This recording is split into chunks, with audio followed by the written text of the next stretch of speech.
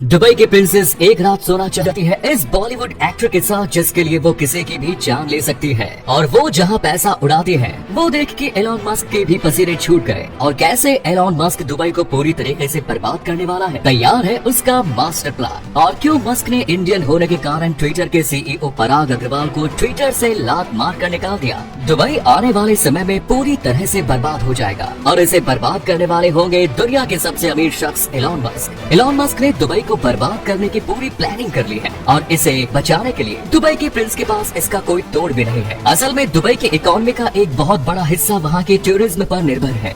दुनिया भर के लोग यहाँ की बड़ी बड़ी और शानदार बिल्डिंग्स को देखने और वहाँ के लग्जरी लाइफ का मजा उठाने के लिए यहाँ जमकर पैसा उड़ाते हैं। दुबई में दुनिया की सबसे बड़ी बिल्डिंग है जो कि Guinness book of world records में भी दर्ज है। बुर्ज खलीफा दुबई को साल भर में लगभग 2 करोड़ से भी ज्यादा की कमाई करके देती है। लेकिन टेस्ला के मालिक एलॉन मस्क ने हाल ही में एक ऐलान किया है कि वो दुनिया की सबसे ऊंची बिल्डिंग बुर्ज खलीफा से भी दुगनी बड़ी बिल्डिंग बनाने जा रहे हैं। इसे वो कंपनी टेस्ला के लिए खोलेंगे, जिसके बाद दुनिया की सबसे बड़ी बिल्डिंग का रिकॉर्ड वो दुबई से छीन लेंगे, जिसके कारण दुबई को एक बहुत बड़ा नुकसान उठाना पड़ेगा। लेकिन ये बिल्डिंग कब बनेगी और किस साल में बनकर तैयार होगी, फिलहाल इस पर अभी तक पर्दा डला हुआ है। एलॉन मस्क बड़े बड़े काम करने के लिए तो मशहूर है ही, लेकिन अपनी पर्सनल लाइफ के चलते वो काफी बदनाम भी है और इसी बदनामी के चक्कर में उनके कई लड़कियों से अफेयर तक भी रहे हैं। हाल ही में ट्विटर खरीदने के बाद उनकी एक्स गर्लफ्रेंड कहे जाने वाले एबर हर्ड ने तुरंत ट्विटर को छोड़ दिया, जिसके बाद एलॉन मस्क और एबर हर्ड को जमकर ट्रोल किया गया, जिसके लिए उनकी बहुत बदनामी हो रही है। असल में एलॉन मस्क ने जैसे ही ट्विटर को अपने कब्जे में लिया, उन्होंने सबसे पहले ट्विटर के सीईओ पराग अग्रवाल को नौकरी से लात मार कर बाहर निकाल दिया, जो कि भारतीय है। इसके पीछे सबसे बड़ा कारण ये था कि ट्विटर की डील के बीच में ही पराग अग्रवाल ने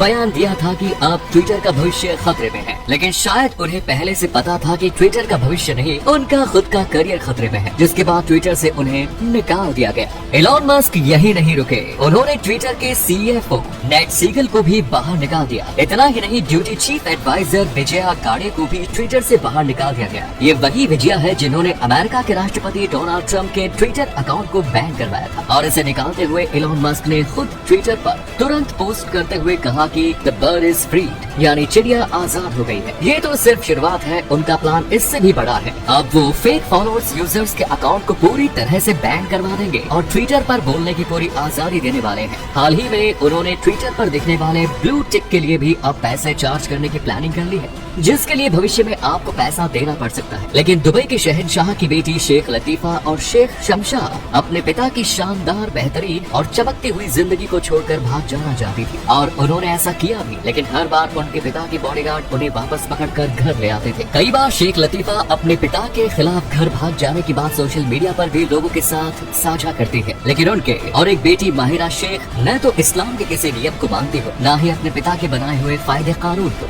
दुबई की शहजादी माहिर शेख के पास इतना पैसा है कि अगर उसे गिनने के लिए दिन रात मशीनें भी लगा दी जाए तो भी वो 4-5 दिन में नहीं गिना जाएगा। ये अरब की सबसे खूबसूरत और हसीन शहजादी मानी जाती है। उसे घोड़ों से बेहद प्यार है और यही कारण है कि उसने इसके पास दुनिया के सबसे बेहतरीन 11 घोड़े हैं, जिनकी कीमत करोड़ों में है। लेकिन सबसे महंगे घोड़े की कीमत 26 करोड़ है। इन घोड़ों के रखरखाव के लिए भी दुबई की शहजादी हर साल लगभग 30 करोड़ यूं ही उड़ा देती है। घोड़ों के अलावा शहजादी के पास दुनिया की सबसे महंगी और टॉप मॉडल की गाड़ियां हैं, जिन पर उसने पैसा जमकर उड़ाया है। इसके अलावा लगभग 18 करोड़ की ला फेरारी गाड़ी भी उनके कलेक्शन में है। ये तो सिर्फ ट्रेलर भर है। माहिरा शेख के कपड़ों की कीमत भी लाखों में होती है, जिसे वो डिजाइनर टाइफैनी एंगल से डिजाइन करवाती है। इसकी एक ड्रेस की कीमत 66 लाख है, जिसके साथ वो लगभग 2 करोड़ रुपए के हैंड बैग रखती है। शहजादी के पास इतना पैसा है कि उसने लगभग 10 बिलियन के घर को खरीदा है, जिस पर हर साल लाखों रुपया सिर्फ रखरखाव का खर्च होता है। दुबई की ये शहजादी अपने पिता के साथ रियल एस्टेट में भी जमकर पैसा लगाती है। यही कारण है कि अपनी पढ़ाई पूरी करने के बाद वो अपने पिता के साथ दुबई के डेवलपमेंट में उनका साथ देती है और वहाँ से जमकर पैसा कमाती है। माहिरा शेख की एक साल की कुल कमाई लगभग 7200 करोड़ रुपए है, जो उसे दुबई पर राज करने में मदद करती है। अब ऐसे ही एक भारतीय अब अंग्रेजों पर राज करेगा, उसे अंग्रेज देश पर जिसने भारत पर 150 साल से ज्यादा राज किया। असल में ऋषि सुनक ब्रिटेन के अगले प्रधानमंत्री बनकर पूरे ब्रिटेन पर राज करेंगे। ऋषि सुनक का जन्म ब्रिटेन में ही हुआ, लेकिन उनकी रगों में एक भारतीय का कभी खून दौड़ रहा है, क्योंकि उनके दादा दादी भारत के पंजाब के थे। आज से लगभग 7 साल पहले ऋषि सुनक ने ने ब्रिटेन के सांसद के रूप में शपथ ली थी। इतना ही नहीं, बोरिस जॉनसन की सरकार में रहते हुए ऋषि सुनक ने कोविड-19 महामारी के दौर में ब्रिटेन देश के लोगों के लिए खाने पीने, रहने और उनके इलाज की बेहतरीन सुविधाएं दी, जो कि ब्रिटेन की जनता को बहुत ज्यादा पसंद है। और जब ब्रिटेन में तख्ता पलट हुआ तो ब्रिटेन के सबसे अमीर प्राइम मिनिस्टर के रूप में ऋषि सुनक सबके सामने आ गए। ऋषि सुनक इतने अमीर हैं कि ब्रिटेन के प्रिंस चार्ल्स के पास भी उनके बराबर पैसा नहीं है। असल में ऋषि सुनक की पत्नी इंफोसिस कंपनी के को फाउंडर नारायण मूर्ति की बेटी है। खैर कुछ भी हो, लेकिन अब एक भारतीय पूरे ब्रिटेन पर राज करेगा। पर इस पर आपका क्या कहना है, कमेंट्स में जरूर बताएं। अब हम आपको बताते हैं टर्की और पाकिस्तान का डर्टी गेम। अंतर्राष्ट्रीय मंच पर टर्की को भारत के खिलाफ बोलता हुआ और पाकिस्तान के साथ खड़ा हुआ अक्सर दिखाई देता है, लेकिन अब इन दोनों की ऐसी हरकत सामने आई है जिसके बाद पूरी दुनिया इनकी इस गंदी हरकत से हैरान है। असल में पिछले कुछ वक्त में भारत की इमेज को दुनिया के सामने मुसलमान लोगों पर अत्याचार करने की बनाकर पेश की गई, लेकिन अब पता चला है कि इसके पीछे टर्की और पाकिस्तान का हाथ है। इन दोनों देशों ने मिलकर भारत के खिलाफ एक ऐसी साइबर टीम बनाई है जिसका काम ऐसी वीडियो को दुनिया के कोने कोने तक पहुंचाना है जिसमें भारत के इमेज को मुसलमान लोगों के ऊपर अत्याचार करते हुए दिखाया गया, जिससे भारत की छवि को दुनिया भर में खराब किया जा सके। इस बेहुदा हरकत पर आप लोगों का क्या कहना है, कमेंट्स में जरूर बताएं। उसके साथ साथ हम आपको बताते हैं कि कैसे पाकिस्तान के इस फिल्म ने दुनिया में हल्ला मचाया हुआ है। पाकिस्तानी फिल्म ने RRR के रिकॉर्ड को तोड़ते हुए पूरी दुनिया में तहलका मचा दिया। The land of Maula Jatt दुनिया भर में ओपनिंग के मामले में सबसे ज्यादा कमाई करने वाली पहली पाकिस्तानी फिल्म बन गई।